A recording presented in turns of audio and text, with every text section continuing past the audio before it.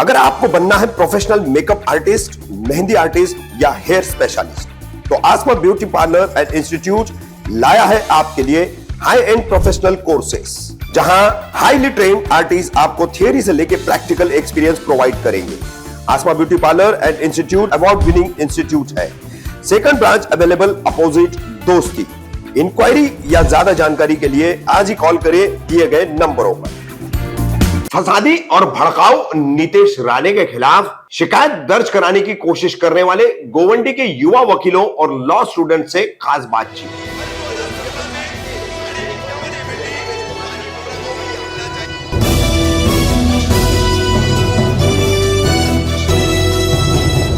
मैं रफीक कामदार, हिंदुस्तानी रिपोर्टर में आपका स्वागत है। गत 10 फरवरी को सकल हिंदू समाज के बैनर तले गोवंडी एम ईस्ट वार्ड पर हिंदू जन आक्रोश मोर्चा निकाला गया था और इस मोर्चे की अगुवाई की थी बीजेपी के विवादित और भड़काऊ तथा फसादी बन चुके विधायक नीतीश राणे। नीतीश राणे ने भी यहां पर खुल करके मुसलमानों के खिलाफ जहर उगला और बेहद कई आपत्तिजनक वक्तव्य दिए। अपने भाषण के दौरान मुस्लिम धार्मिक भावनाओं को ठेस पहुंचाना और मुसलमानों के बिल्कुल उनके कानूनी अधिकारों का हनन करने जैसी बातें की थी। इस संबंध में गोवंडी के एडवोकेट सैफ आलम, एडवोकेट आबिद अब्बास और इनके साथ कुछ लॉ स्टूडेंट्स हैं, लगभग 6 से 7 स्टूडेंट्स हैं।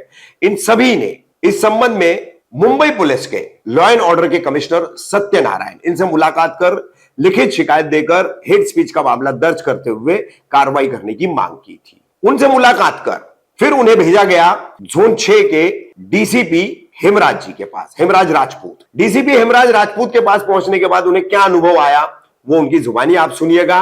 और वहां से भी लगभग अब 14 दिन बीत जाने बाद भी कोई उनकी शिकायत का संज्ञान नहीं लिया है। तो इन दोनों एडवोकेट्स ने, और जो कि गोवंडी के ही रहने वाले हैं, और इनके साथ के लॉ स्टूडेंट्स जो है, इन सभी ने मिलकर के चीफ जस्टिस ऑफ इंडिया यानी सुप्रीम कोर्ट के सीजेआई धनंजय चंद्रचूड़ इन्हें एक पत्र लिखा है और इस पत्र में उन्होंने अपनी शिकायत जो है पुलिस को कैसे पहुंचाई और पुलिस ने फिर भी नहीं ली। जबकि हेट स्पीचेस के मामले में सुप्रीम कोर्ट के स्पष्ट आदेश है कि जहां भी हेट स्पीच होगी वहां की पुलिस ने सुओ मोटो उस मामले को दर्ज कर कार्रवाई करना, मगर उसका पालन तो नहीं हुआ। लेकिन शिकायत करने के बावजूद भी सुनवाई नहीं हो रही है। तो क्या एडवोकेट सैफ आलम, एडवोकेट आबिद अब्बास और उनके तमाम दूसरे जो लॉ स्टूडेंट साथी है, उनका क्या मकसद है, क्या कहना चाह रहे हैं और क्या उन्होंने मुस्लिम कौम को एक संदेश भी दिया है कि ऐसी स्थितियों में किस तरह से काम करना चाहिए, किस तरह से कदम उठाने चाहिए, सुनिए हमारी ये खास बातचीत। सैफ भाई, सबसे पहले मैं चाहूंगा कि आप तमाम लोग अपना तारुफ करा दें, आप अपना इंट्रोडक्शन दे दें, ताकि मैं अपने व्यूअर्स, अपने तमाम लोगों तक ये जो बात जाने वाली है तो उन्हें इस बातचीत का मकसद भी फिर आसानी से समझा सकूँ। मेरा नाम एडवोकेट सैफ आलम है, मैं बॉम्बे हाई कोर्ट में प्रैक्टिस कर रहा हूँ। मेरा नाम एडवोकेट आबिद अब्बास है। मेरा नाम अफजल अंसारी है, मैं इधर से लोकल एक्टिविस्ट हूँ। मेरा नाम शेख फैयाज आलम है, मैं एडवोकेट अभी परसिंग हूँ, लॉ कर रहा हूँ। और मेरा नाम आमिर है, मैं भी लॉ परसिंग कर रहा हूँ और नुक्कड़ लाइव चैनल भी चलाता हूँ। एडवोकेट सैफ साहब, सबसे पहले तो हमें ये जानकारी मिली कि 10 फरवरी को यहाँ गोवंडी एम ईस्ट वार्ड पर एक हिंदू जन आक्रोश मोर्चा सकल हिंदू समाज बैनर तले निकाला गया, जिसमें फिलहाल बीजेपी के जो काफ़ी विवादित विधायक हैं और काफ़ी मुसलमानों को खुलेआम उनके जेनोसाइड की, नरसंहार की बातें करने वाले, हिंदू समाज को उकसाने वाले ऐसे विधायक नीतीश राणे, उन्होंने यहाँ आकर के काफ़ी माहौल ख़राब करने की कोशिश की और हिंदू मुस्लिम किया उन्होंने साफ तौर पर। जिन बातों के लिए, जिस जहर के लिए और जिस नफरत के लिए वो जाने जा रहे हैं, तो वो यहाँ आए थे। अब उस मामले में आपने पुलिस में शिकायतें भी की हैं, नीतीश राणे पर एफआईआर दर्ज कराने के लिए आपकी पूरी टीम ने जो है, आप हैं, एडवोकेट अब्बास है और ये तमाम आपके जितने भी साथी हैं, आप लोगों ने रिटन कंप्लेंट्स की है, सीपी को की है, मुंबई के आपके जोन के डीसीपी को की है। तो सबसे पहले ये जानना चाहूँगा कि ये कंप्लेंट आप लोगों ने कब की और इसके रिस्पॉन्स में, इसके प्रतिसाद में जो है मुंबई पुलिस आयुक्त और आपके जोन के उपायुक्त ने आपको क्या जवाब दिया या क्या कार्रवाई की? सबसे पहले मैं 10 फरवरी को जब ये मोर्चा रखा था इन्होंने, तो उसका वीडियो रात में सर्कुलेट होने लगा। इसमें उन्होंने बहुत सारे ऐसे स्टेटमेंट्स कहे जो मुस्लिम समाज के अगेंस्ट है और सिर्फ मुस्लिम समाज के अगेंस्ट नहीं, इन्होंने टारगेट किया कि मुस्लिम समाज के जो लोग, जो पिछले लोग हैं, जो गोवंडी के गरीब आवाम हैं, उनको इन्होंने कहा कि रोहिंग्या वाले ये झोपड़पट्टी को एंक्रोच करके रहे और इनको बीएमसी भी सपोर्ट करी। इन्होंने सिर्फ मुस्लिम समाज को सपोर्ट ये नहीं कहा, उन्होंने बीएमसी वालों को भी किया, गवर्नमेंट ऑफिसर्स को भी कहा कि आप लोग इनके साथ ये कर रहे हो।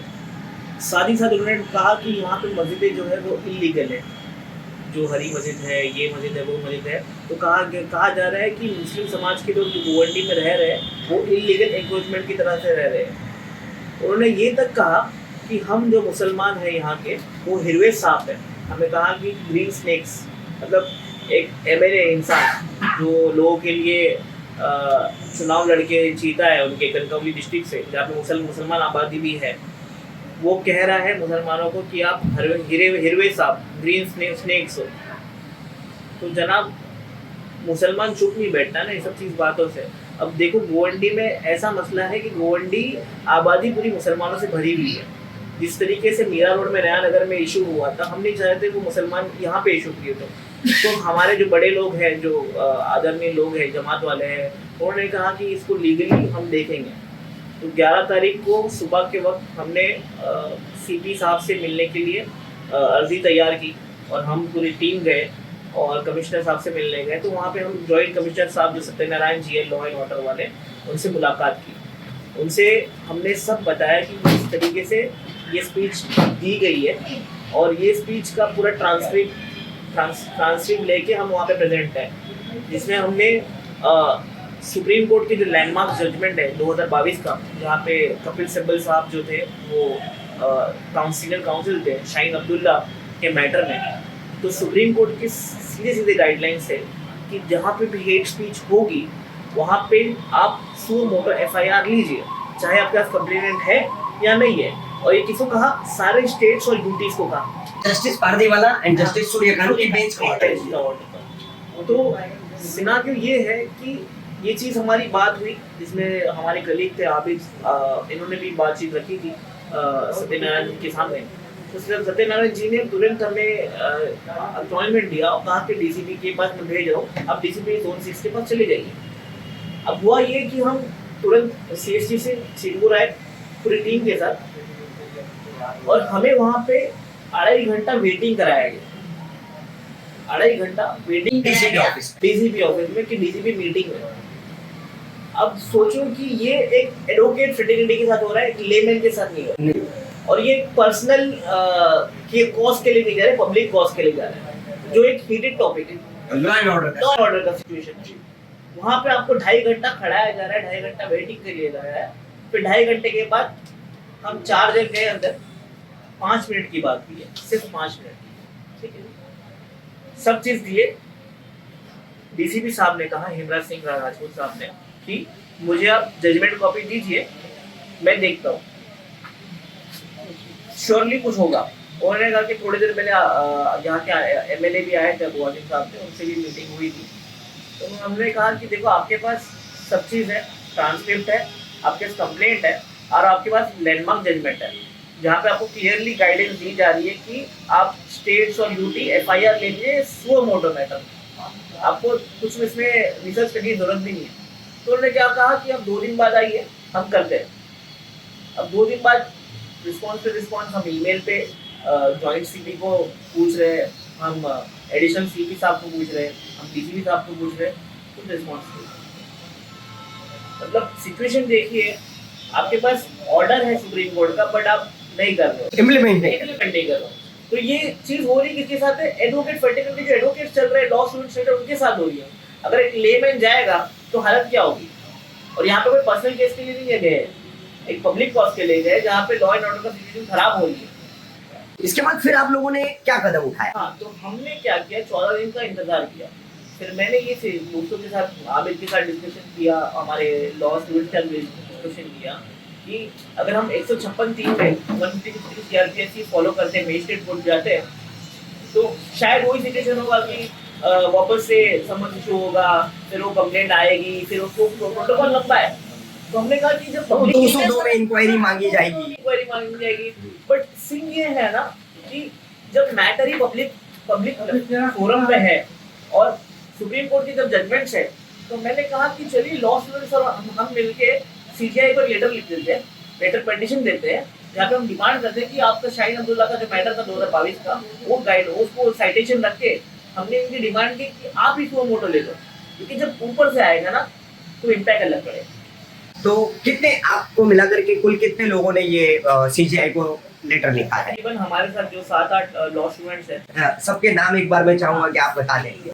एडवोकेट्स में मैं और आबिद, एडवोकेट सैफ आलम और एडवोकेट आबिद के पास सैयद, और लॉ स्टूडेंट्स में लॉ स्टूडेंट्स को इकट्ठा करने वाले हमारे फैयाज भाई हैं, और फिर खान नफीज है, फिर खान असद नियाउल्लाह है, फिर सईद जियाउद्दीन है, फिर शेख शोएब है, और तकरीबन अरबाज अबू कुली है, फिर अंसारी अज़ारुद्दीन है, फिर कुली इमरान है, फिर शेख फरीद हकामत है, और शेख साद है, फिर खान कैफ है। अराउंड 10 लोग हैं लॉ स्टूडेंट, 10 है, और हम 2 एडवोकेट। 2 एडवोकेट। अच्छा, तो अब क्या उम्मीद लग रही है? सीजीआई तक आपका मेल गया है, आपका लेटर गया है, तो क्या उम्मीद लग रही है कि वहां से क्या आपको रिस्पांस मिलेगा? क्या सीजीआई से आप उम्मीद लगा रहे हैं? सीजीआई से ये उम्मीद है कि देखिए ये थ्रू रजिस्ट्रार हमने भेजा है, ठीक है, रजिस्ट्रार का रजिस्टर पोस्ट और रजिस्ट्री से ही होता है। हाँ। तो हम यही उम्मीद करते हैं कि सीजीआई इसमें कड़ी से कड़ी कार्रवाई करे और तुरंत ऑफेंस को रजिस्टर करे। और देखो कैसा है ना, एफआईआर स्टेट गवर्नमेंट को लेना चाहिए था, पुलिस अधिकारी को लेना चाहिए था, क्योंकि उनके पास ऑर्डर था। अब उनकी सरकार अगर बीजेपी की है या किसी की भी है, चाहे वो अपोजिशन में हो चाहे वो सिटिंग में हो, पर अगर पुलिस अधिकारियों के पास अगर सुप्रीम कोर्ट का जजमेंट है तो उन्हें डरना नहीं चाहिए। सर भाई, नीतीश राणे की जहां तक बात करें, आपने 10 फरवरी के गोवंडी के उनके इस हेड स्पीच और हेड क्राइम को लेकर के ये मांग की है। उसके बाद वो मुंबई के मस्जिद बंदर खास बाजार भी गए। उसके बाद वो अभी हाल ही में 3 मार्च को मलाड मालवनी गए हैं। उससे पहले भी वो महाराष्ट्र में जैसे सोलापुर गए हैं, अकोला गए हैं और कई जगहों पर गए हैं। हर जगह उन्होंने सेम रिपीट किया है, खुलेआम मुसलमानों के नरसंहार की बात की है। जहाँ तक मुझे ऐसा लगता है कि मेरे जर्नलिज्म के करियर में मैंने बड़े बड़े मुस्लिम एडवोकेट्स और काउंसिलर के नाम सुने हैं, उनको देखा हूँ, लेकिन कोई भी ऐसा कानूनी फील्ड में ऐसे बड़े मुस्लिम वकील, बड़े मुस्लिम एडवोकेट्स या काउंसलर्स सुओ मोटो खुद को जैसा उन्होंने आगे आना चाहिए, कौम के लिए उन्होंने इसमें कानूनी कार्रवाई करनी चाहिए, तो वैसा होता हुआ नहीं दिखाई दे रहा है। इसको लेकर आप क्या कहना चाहिए? कैसा है ना, हर किसी का अपना ईमान होता है, ठीक है, हर किसी की अपनी एक ये रहती है, सिचुएशन रहती है। अब हम तो मतलब भले ही ऐसे एनरोलमेंट अपना एडवोकेट्स है, पर हमारा ईमान जुड़ा हुआ है, और हमारे लोगों के बारे में कुछ होगा और मुसलमानों को और इस्लाम के ऊपर कुछ होगा तो हम तो खड़े रहेंगे, चाहे वो हमें लोग बुलाए या खुद खड़े रहे। अभी भाई, मैं एक सवाल आपसे ये करना चाहूंगा कि अब लगातार इस तरीके के जनाक्रोश, हिंदू जनाक्रोश मोर्चे निकाले जा रहे हैं, मुस्लिम आबादियों में जाया जा रहा है किसी न किसी बहाने। कभी रामनवमी का बहाना होता है, कभी प्राण प्रतिष्ठा समारोह का बहाना होता है, कभी क्या होता है, ठीक है। तो ऐसे वक्त में, ऐसे हालात में मुसलमानों को इन हालात में क्या करना चाहिए? किस तरीके से इन तमाम चीजों से निपटना चाहिए, इनका सामना करना चाहिए? क्या कौम को आप एक मैसेज देना चाहेंगे कि किस तरीके से इससे निपटा जाए? फर्स्ट ऑफ ऑल तो हमको सबको लिटरेट होना पड़ेगा, क्योंकि हमको जब पढ़ेंगे हम तभी हमको पता चलेगा कि हमारे पास लीगल रेमेडीज क्या क्या है। और हमारी जो माइनॉरिटीज़ में सबसे बड़ा लुक पॉइंट है वो एजुकेशन से आता है। तो एजुकेशन में हम पीछे रहने के कारण हम इनिशिएटिव नहीं ले पाते कोई भी काम के लिए। तो पहले एजुकेशन पे काम करेंगे और बाकी लॉ के अंदर बहुत सारी रेमेडीज है, हमारे पास कॉन्स्टिट्यूशन दिया हुआ है। हम लीगल जितना हो सके लीगल जाएंगे उतना हमारे लिए बेटर होगा। मेरे हिसाब से यही मैं इनको लोगों को मैसेज देना चाहता हूँ। ठीक है, एजुकेशन को लेकर के तो मुस्लिम कौम में काफी सारी बातें होती है, काफी सारी चीजें भी होती है। मेरा सवाल मैं फिर दोहराऊंगा कि अचानक उभरने वाले हालात, जैसे नया नगर का आपने इंसिडेंट देखा है, तो ऐसे अगर हालात पैदा होते हैं, पनवेल में भी हुआ है, कल्याण में भी हुआ है, ऐसा कई जगह पर हुआ है, 22 जनवरी, 23 जनवरी, 21 जनवरी, ये 3 दिनों में, तो ऐसे हालात के वक्त मुस्लिम कौम को किस तरीके से रहना चाहिए और कैसे उन हालात का सामना करना चाहिए? सैफ भाई, आप बोल लीजिए। देखिए कैसा है ना कि हमें प्रिपेयर करना है अपने आप को जब सिचुएशन ऐसी होती है, क्योंकि आपने देखा होगा दिल्ली राइट्स हुआ, जितने भी 2014 से चीज़ें हो रही है, तो मुसलमान क्या है ना, जब प्रॉब्लम एजिटेशन इतना ज़्यादा हो जाता है तो मुसलमान रिएक्ट करता है। यहाँ पे रिएक्शन नहीं देना है। जब सिचुएशन होती है, फॉर एग्जांपल अगर आपको मालूम पड़ता है कि यहाँ पे कोई आने वाला हेट स्पीच देने के लिए, आप तुरंत सीपी के पास चले जाइए, एक पूरा फोरम लेके कमिश्नर के पास ले कि ये हेट स्पीच को अब रोकाना है, कानूनी रास्ता अपना है, और कानूनी रास्ता ही कॉन्स्टिट्यूशन के माध्यम से हमें पूरा काम करना है। ठीक है, हमें पहले क्या करना, अप्रोच करना, हमारे जो बड़े लोग हैं, जो समाज के बड़े लोग हैं, जो बुजुर्गान दीन है, जो इमाम है, मौलाना साहब है, उनको सबको लेके जोड़ना है, एक साथ लेना है कि नौजवानों को समझाना है कि हम कानूनी दायरे में पूरा काम करेंगे, और हमें क्या है ये जो चीज है उसको डॉक्यूमेंटेशन करना है, ताकि हम जब कुछ होता है तो आखिरी दिन में जब कोर्ट में खड़े हैं तो हमारे पास सबूत होता है। अभी नया नगर में सिचुएशन हुआ तो वहाँ पे क्या हुआ, अपने लोग को ही अंदर लेना पड़ा, 353 हमारे ऊपर हुआ। ठीक है, जब मौलाना साहब का जब घाटकोपर में सिचुएशन हुआ वहाँ पे 16 लोग के ऊपर एफआईआर चल रही है, आज सब लोग अरेस्ट है, 353 उनके ऊपर भी चल रहा है। 800 लोग बनाए गए, 800 लोग पे बनाए गए थे, 16 लोग को अरेस्ट किया और 353 उनके ऊपर चल रहा है। उनका फोन आता है और फिर वहाँ पे अटेंडेंट कोई होता नहीं है। जब मैं यही कहता हूँ कि हमें कम्युनिटी बिल्ड करनी है, मुसलमानों को all over India community build करना है, जिसमें ये नहीं कि मैं ये पार्टी का हूँ, ये पॉलिटिकल सिचुएशन है, मैं ये संस्था का हूँ। हमें काउंसिल बनाना है, एक पूरा एक फोरम बनाना है कि सब मुसलमान और यूनाइटेड मुस्लिम्स का एक फोरम बनाना है जहाँ पे हम ये हेट स्पीच को काउंटर करें, यहाँ पे हम मुसलमानों के साथ में जो विक्टिमाइजेशन होने वाला है उसको काउंटर करें, जो लिंचिंग्स हो रही है उसको काउंटर करें। तो हम इस चीज को डॉक्यूमेंटेड करके काउंटर करना चाहिए कि हम आज डिसीजन होना, हमारे पास कम से कम नहीं बोले तो 100 वकीलों की एक टीम होनी चाहिए कि चलो मुंबई में गोवंडी में इधर हुआ 10 वकील यहाँ पे जाके कोर्ट में खड़े हो गए, मुंब्रा में हुआ तो 10 वकील वहाँ पे जाके खड़े हो गए। हम जैसे जिनके पैरेलल ये लोग काम कर उस तरीके से हम काम करना चाहिए। सर भाई ये अब हालात जैसे है तो इसमें अब सीजीआई तक आप लोगों ने जो है अपना रजिस्टर आईडी से लेटर भेजा है, शिकायत की है, लेकिन उस पर भी अगर आप लोगों को कोई अच्छा रिस्पांस नहीं मिलता, कोई पॉजिटिव पहल दिखाई नहीं देती है, आपने एडमिनिस्ट्रेशन में अपना काम कर लिया, सुनवाई नहीं हुई तो आप जुडिशरी के पास गए हैं, अब जुडिशरी भी अगर इसकी अनदेखी करती है या इसको ओवरलैप कर देती है तो फिर आगे क्या? फिर हम लोग वही मजिस्ट्रेट वाला रास्ता अपनाएंगे, 163 में हम अपीयर करेंगे और फिर उसमें फॉलो अप करेंगे। बट मैं चाहता हूँ कि हमने सुप्रीम कोर्ट में अप्रोच इसीलिए किया कि सुप्रीम कोर्ट से ऑर्डर आएगा तो सिचुएशन को ठीक होगी। और मैं आपके चैनल के माध्यम से आदरणीय deputy chief minister, home minister Devendra Fadnavis ji को ये कहना चाहता हूँ कि मुंबई में लॉ एंड ऑर्डर का सिचुएशन बिगड़ने का चांसेस है अगर आप नीतीश राणे जी को इस तरीके से हेट स्पीच देने देंगे पूरे बॉम्बे में। नहीं, लेकिन वो तो खुलेआम कहता है माझा बॉस स्वागर बंगल्यावर बसला है, मी डीसीएम ला सांगून आलोय, खुला बोल रहे हैं वो तो ऐसा। तो वो तो होम मिनिस्टर के नॉलेज में है ना वो चीजें। वही तो मैं कह रहा हूँ कि कब तक कैसा है ना कि जब तक गले तक बात नहीं आती है ना तो लोगों को लटकाए रखते हैं, जब गले तक आएगी तो वो उसका भी हो जाएगा। अच्छा अच्छा, मतलब आप टिश्यू पेपर वाली मिसाल कह रहे हैं, इस्तेमाल करने के बाद फेंक दिया जाएगा। ठीक है, लॉ स्टूडेंट्स है हमारे सामने, तो क्या कुछ कहना चाहेंगे इस पूरे सब्जेक्ट पर, इस विषय पर? आमिर भाई फेटर्निटी से हमारे, आमिर भाई क्या कहेंगे? जिस तरीके से हम देख रहे हैं कि देश किसी अलग दिशा में जा रहा है, जिस तरीके से मुस्लिम समाज जो है उसको निशाना बनाया जा रहा है, हर जगह उसको टारगेट किया जा रहा है, तो जैसे कि आपने सवाल किया था कि क्या किया जाए ऐसी सिचुएशन के अंदर, हाँ। तो जितनी भी जो चीज़ें हैं कि अगर हम कुछ नहीं करने के बाद भी कि सीसीटीवी फुटेजेस वगैरह देख करके सिर्फ मुसलमानों के ऊपर एफआईआर दर्ज की जा रही है, अलग अलग धार्मिक नारे लगाते हुए जो लोग मस्जिदों में पथराव कर रहे हैं उनके ऊपर किसी तरह की कार्रवाई हो नहीं रही है, तो उस सिचुएशन में जिस तरीके से हम लोग जो लोग निकल जाते हैं और अल्लाह अकबर ये सब चीज़ों के जो नारे लगाते हैं वो मुझे लगता है कि नहीं करना चाहिए। और जिस तरीके से एडवोकेट सैफ ने बताया कि जो लीगल चीज़ें हैं, जो लीगल रास्ते हैं, उसी पे हमको कुछ चल करके जो है इस चीज़ को करना है। रही बात मुस्लिम नेताओं की, अगर मैं कहूँ तो बहुत सारे मुस्लिम नेता, इसमें से हम लोग यूसुफ अफरानी की अगर बात करें, अमीन पटेल की बात करें, फिर अबू आसिम आजमी, ये सारे मुस्लिम नेता हैं जो लोग उनको एक आशा भरी नज़र से उनकी तरफ देखते हैं, लेकिन ये लोग कहाँ गुम हैं और क्या कर रहे हैं समाज के लिए, मुस्लिम कम्युनिटी के लिए, वो अब तक समझ में नहीं आ रहा है। तो लोगों से भी जरूरत है कि वो जागरूक होकर लोग जो है ना समझे कि किन लीडर्स को आप चुन रहे हैं, क्योंकि यही जो लोग हैं जिनके वो पीछे चलते हैं और वो समझते हैं कि यही लोग हमारी आवाज़ बनेंगे, लेकिन ऐसा होता हुआ कहीं दिखाई नहीं दे रहा। लेकिन आम लोग जो है वो उठ करके है, जो ऐसे एडवोकेट्स है, बहुत सारे एडवोकेट्स पूरे हिंदुस्तान भर में मुसलमान हैं, बहुत सारे अच्छे चीज़ों के अंदर है, लेकिन कहीं ना कहीं कुछ लोग उठ करके ये चीज़ें कर रहे हैं और पूरी कोशिश कर रहे हैं कि नीतीश राणे के खिलाफ जो है ना एफआईआर दर्ज की जाए, लेकिन जिस तरीके से जो माहौल बना हुआ है, कोई सुनवाई कहीं हो नहीं रही है, कोई चीज़ नहीं है, तो वही कोर्ट का दरवाज़ा खटखटाने की बात है।